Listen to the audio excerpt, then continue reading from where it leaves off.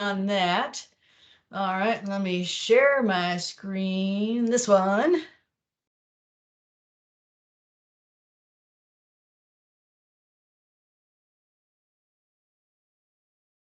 Okie dokie. And I need this one up. All right, so everyone sees the all aboard the E-Trade slide, just that slide? Yes. Okay, thank you. I need someone to answer me verbally because I took your pictures off my screen here.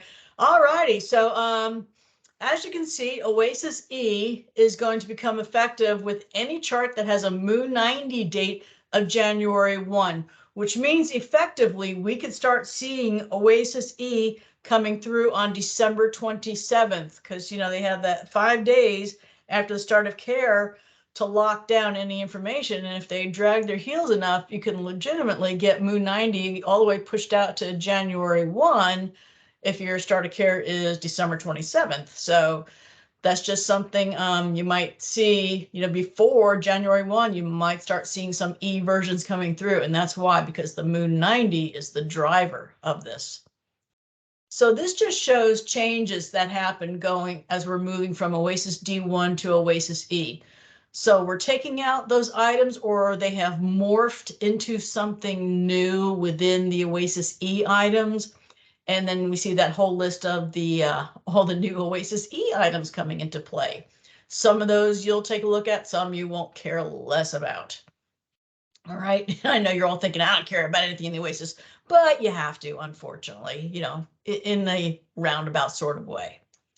This is just something, you know, we're all used to going in the OASIS and scrolling for a certain amount of time, or immediately going to a certain page to find what we're looking for. And generally for you guys, you know, if you're doing only coding, you're looking for, where do I enter the codes? Well, they have moved because the OASIS is now all in sections, because we adopted items predominantly from the MDS over in the SNF settings, and theirs is all set up in sections. So we have now gone down that path. So you can see we have sections A through Q, and I put there, you know, all the different sections, what they're titled, and then the items that are within them, whether they're the new OASIS E items or our existing M items, which have not been renumbered. They're still the same M items, the ones that did come over. But now they're all in different places from what you're used to seeing them. And as you can see, your coding is all the way down in section I, active diagnoses. Now, where the EMRs are going to put things is up to that EMR. The only one that I have seen to date is WellSky, and WellSky is following this pattern of the sections. Okay, so this is something that you probably want to print out this slide if you can, and just keep it handy so you can easily find something, you know, quickly. I know I have it hanging from my monitor because I'm always like, where did they put such and such? Because it might not be where I think it should be, or just can't figure out where would they put that. So that's just all that slide is showing. Move. Okay. So social determinants of health is really a lot of the driver behind the changes from D1 to E as well. You know, it's become a real big focus for Medicare. Clinical documentation alone is sufficient to allow us to sign these codes, these SDOH codes. We don't need to call the physician to say, hey, is it okay that we're going to document and code that the patient has extreme poverty and low income? He won't care. So these are just, you know, if the clinician is documenting this situation, that is good enough for us. If we have a code that matches it, you are welcome to go ahead and code these. And I put the ones like here, they're more common you might see for home health, like homelessness, inadequate housing, you know, all these different problems. The Z60 codes for either living alone or social exclusion and rejection, you know, different things like that. And just a reminder on that living alone code, the Z60.2. I know I've brought this up in a couple hot topics, but I'm going to bring it up again because I've got coders in front of me here, is that we only use that living alone code when there are problems because the patient lives alone, right? So it's not just the fact that someone lives alone that we're going to assign that code, because I live alone, dogs don't count. I live alone. I don't have any problems because I live alone. So you'll never assign that code to me. But if I have problems because I live alone, I can't get my meds, or I can't get things done, or I need assistance, but I don't have it. Now that's a problem because I live alone. So that's when you would use that Z60.2 code. So be careful with that one. These are just some other social determinants of health codes. As you can see, they're all Z codes, and they're all in that Z55 through Z65 range where you might find them. And yep, CMS wants them. How they're going to data mine them, I don't know, because obviously these are going to be one of the dead last ones that we ever code. So they probably won't even make the top 25. So again, not sure how they plan on data mining that, but that's not my problem. But if these do apply, please get them into the chart, if you can. It all comes down to the documentation. And then we have some transportation and security items as well, because that is now an item in the OASIS also. So we have some transportation issues. So we have section B, hearing, speech, and vision. So a little more advanced than what we have right now. We have a hearing item. So again, if something is marked off where it's either moderate or highly impaired, it's just a heads up. Is there a hearing impairment diagnosis that needs to be entered? Did you gloss past that, or did you see one and now it's supported by the OASIS? Same thing with vision. Is there a vision impairment diagnosis? If they scored something better than just 0 or 1 in that coding there. Health literacy. And again, depending on how they're answering these health literacy items, where it says, do you need to have someone help you when you're reading your instructions or your pamphlets or your written materials from the provider? Now, my mom, who's in an independent living facility, will tell me, no, I don't have a problem with that, until I go over there and ask her how she's taking medications, and I look at the list and she's not doing it right. So yes, she does need help. So here you can get, some of those Z55 codes. Is there a problem related to education and literacy? She needs help because she doesn't understand, especially tapering dosages. Oh my God. CO100. Should a brief interview for mental status be conducted? So that's what you hear if you heard the term BIMS. That is the BIMS, brief interview for mental status. And from this, if they're coding a 0, and that's, by the way, they're not responses anymore, they're all called codes, how you answer something, which just messes with my head because we have coders. So yeah, let's just keep everyone confused here.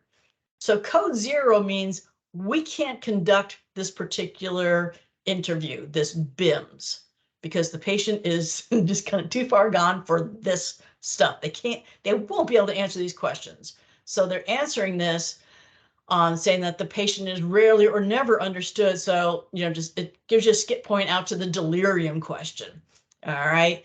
So if the clinician has coded a 0 here, just check to make sure, is there actually a diagnosis somewhere of mental challenges? Just make sure you didn't miss. Is there Alzheimer's? Is there dementia? Is there a Lewy body dementia? Is there something mentally going on? Just a check. It doesn't mean because they coded 0, you are going to find a condition. It's just a, hey, just make sure you didn't miss that.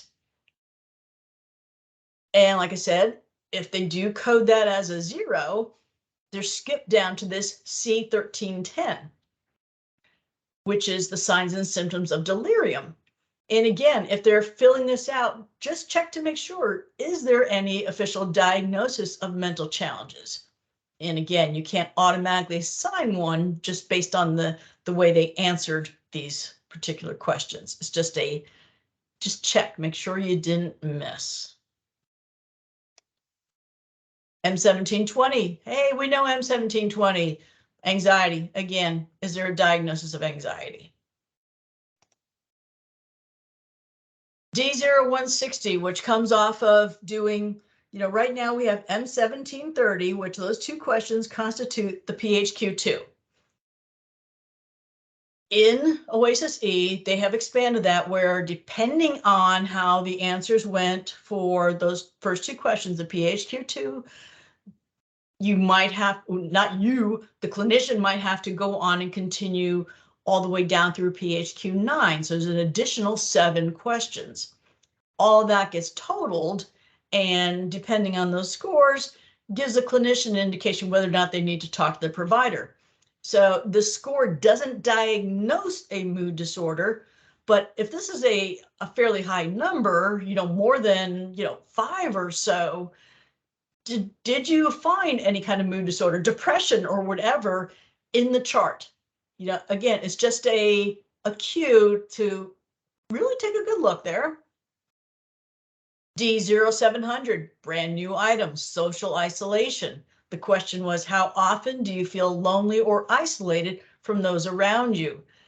And with that, if you have some answers such as, especially, sometimes I wouldn't worry about it, but the often or the always, is there a Z60 code, those social determinants of health, that might be applicable for this patient? Might not, but you never know. There might be. M1100 still around, and that's that Z60.2 salt box that I was on.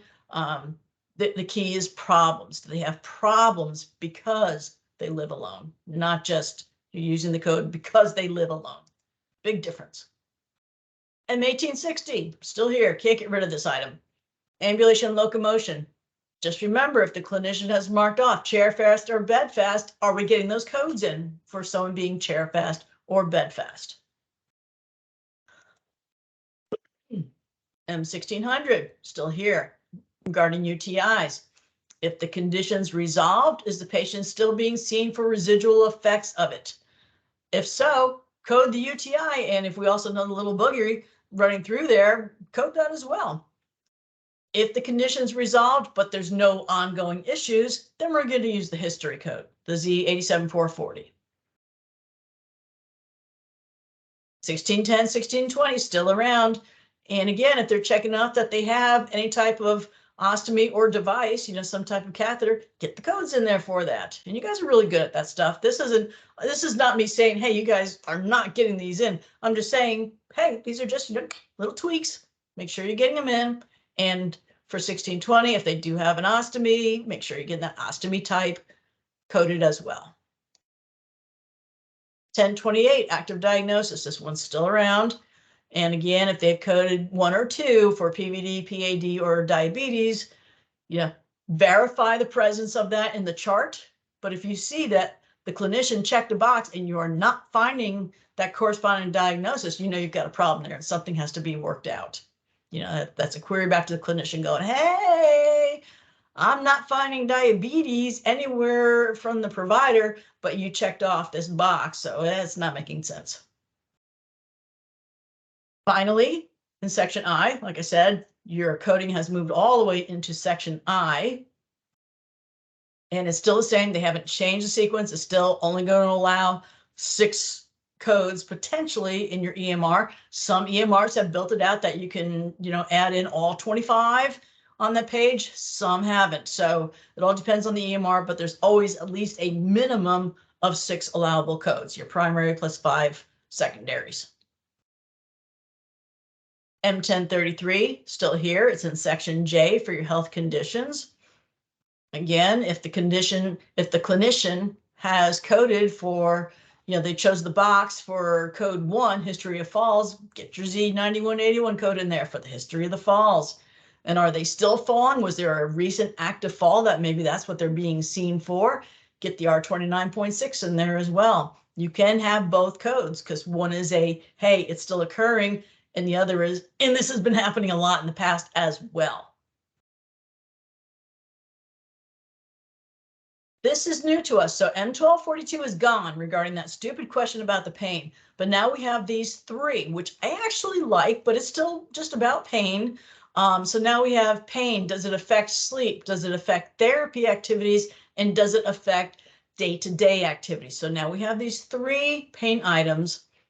So if pain is documented, if the pain's the focus of care, or is it integral to the condition? See what all is really going on. Because we know if a symptom, which is pain is a symptom, is integral to something, we don't go ahead and code the pain as well. We just say, hey, they've got, sciatica explains this, leg pain or butt cheek pain or whatever it is that they're having. So you don't need to code that condition as well. We don't code symptoms that are integral to something else. Is it stated chronic or acute pain by the provider? Is there a diagnosis of chronic pain syndrome? Because that's a different code than just pain. M1060 is still here. And remember, we only add obesity in the BMI code when the provider has stated the patient has an obesity issue. If they have not, you don't code obesity in the BMI.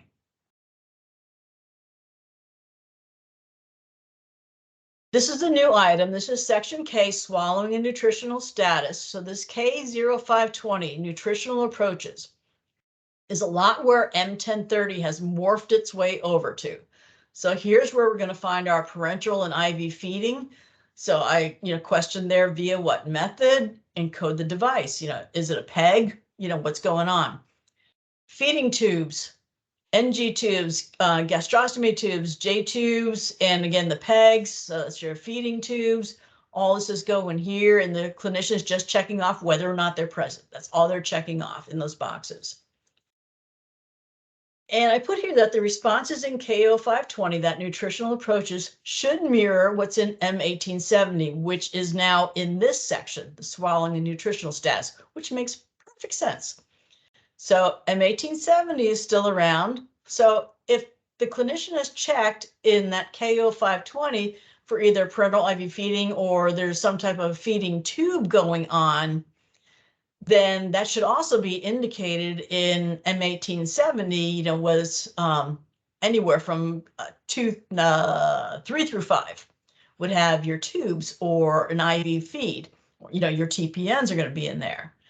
And of course, these could be either Z43 or Z93. Z43, the agency is doing the attention. Z93, agency doesn't have to tell them anything about it. They've had it for years. Patients doing it all by themselves generally. So again, just make sure that, what you're seeing in one, you're coding the correct type of device. And hopefully documentation is telling you what that device is correctly. The wound section has not changed at all. It is section M, skin condition, so still the exact same items, has not changed. And again, you always want to check to see what the clinician coded here, supported by provider documentation, because an OASIS assessment is an assessment of what the clinician is seeing. So if they see a stage 4, they can put a stage 4 in the OASIS, but we can only code a stage 4 in the ICD-10 if the provider has said they have a pressure ulcer. All right, so that's times where the coding, the ICD-10 coding and the OASIS codes may not always agree, and there's nothing wrong with that. Again, because the assessment is what it is. We don't have to have a provider telling us, no, you didn't see that. Well, yes, we did. But we just cannot bill for that item unless the provider said it exists. Stasis ulcers, again, if they're checking off that there's that stasis ulcer, just make sure we, hey, did you see that documentation from the provider actually saying it's a stasis ulcer? If not, again, that's another query point. Clinicians cannot diagnose. They can give a stage or a healing status of something, but for you to code it, they cannot diagnose that for you. In 1340, does the patient have a surgical wound? Again, no changes there, the exact same thing. This is just your cheat sheet of what is a surgical wound and what isn't a surgical wound. Brand new one, N0415, high risk drug classes. So this is asking the clinician, is the patient taking any other medications that fit into these drug classes? So we have antipsychotics, anticoagulants, antibiotics, opioids, antiplatelets, and hypoglycemics. And of those ones that they're taking that fit in that drug class, is there an indication noted? So can you see something in the documentation that indicates that they should be taking that? So for instance, if I go out and find insulin in someone's home, I'm going to expect to find that the provider has says, yeah, there's diabetic. So therefore, they're going to take the insulin. There's a good chance that they're going to find some times where these don't jive, but that doesn't matter to you. All that matters is, when you're looking at the med profile and they're checking off anything from these drug classes, these are the codes that are just going to swim along with those drug classes. And after this presentation, after I get it loaded up and everything, then I'm going to issue the drug classification cheat sheet that we've developed here. So that'll help us well, and it is searchable. So you can say, I've never heard of that medication. Does it fall into any of these high-risk drug classes? Just to be certain, so that you're getting them in the right place. Because anticoagulants and antiplatelets we know can get mixed up. So we just want to make sure that the clinician got it right and that you're coding it appropriately as well. So this is just the cheat sheet is just really a check system for you. And then the very last one, like, woo, last one we have is section O, or as I like to refer to it, section O. This is the one that is going to give clinicians agita. So the section is called Special Treatment Procedures and Programs. So basically they took everything in the kitchen sink and threw it here because they didn't know what else to do with it. And it's just asking for, if the patient has any of these things, they're to be checked off. So the first section is chemotherapy, and then it has the subsections of IV, oral, and other. Now, what is different as we've moved into OASIS E than what we do right now under D1 is, in D1, we're very house-centric. We only care about what's happening in the house. If it happens in the doctor's office right now, we don't care, right? Well, here's the thing. We have to start caring. In OASIS E, it doesn't matter where it happens, it gets charted. So what they're looking at now is the more holistic view of the patient, of everything that's happening to them. CMS wants to know everything that's going on. So that's what I put in there. Is the patient taking chemo anywhere? So they're going out for chemo. That's okay. We code it. Section C, the oxygen therapy, continuous, intermittent, or high concentration. If they have oxygen, as we know, we code it. There's trach care there. Obviously, if they have a trach, you code it. There's a non-invasive mechanical event section looking at BiPAPs and CPAPs. So if they're checked off, make sure we're coding them. IV meds. If the IV meds are on the med profile, again, we code it. So we have to make sure, we don't have to make sure, the clinicians have to make sure that they're getting all these meds and everything, regardless of where they're happening, onto their med profiles. That's going to be exciting to hear about. There's a dialysis section. If they're receiving dialysis anywhere, we code it, which we probably do now anyway. Whether it's peritoneal dialysis, hemodialysis, it's all the same code. So make sure you're getting that coded. And then there's IV access lines. Patient has a PICC line or an IV line, code it, get that Z45.2 code in there. So as you can see, there's a whole lot going on, a whole lot of new stuff. I'm just going to stop sharing here so I can get back to seeing some faces. Whole lot of new stuff going on, and I'll get that cheat sheet out to you. This will also be loaded up and put in the Easy LMS. Will be under the probably the OASIS for Reviewers site. I'll put that in there. So if you need to go back and look at it, you can. Otherwise, the PowerPoint will be loaded up into Smartsheet without sound, but you can just roll through it if you want, just as a reminder. But and of course, I'm always available for any questions. Everyone knows that. But right now, can anyone think of anything off the top of their head they might want to ask? You can either type it in the chat, or if you have sound, you can just, holler out. Where can we find this PowerPoint? It will be in the Smartsheet, the 2022 library. It still is. Obviously, won't change it to 23 till January. It'll be in the OASIS section, the OASIS E section, which is bright yellow, not the pale yellow, but the bright yellow section. Looking forward to the day I can just delete all the old OASIS stuff. So it will be there. I'll probably have it loaded up this afternoon, but it will be there.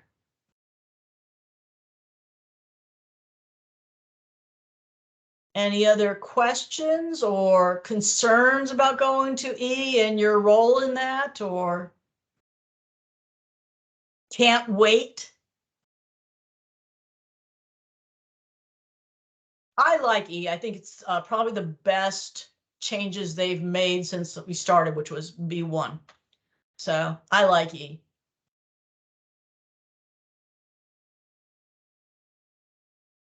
Okay, all good. So anyone has any questions? You might hear about the test. You guys do not have a test because you are not required to review OASIS.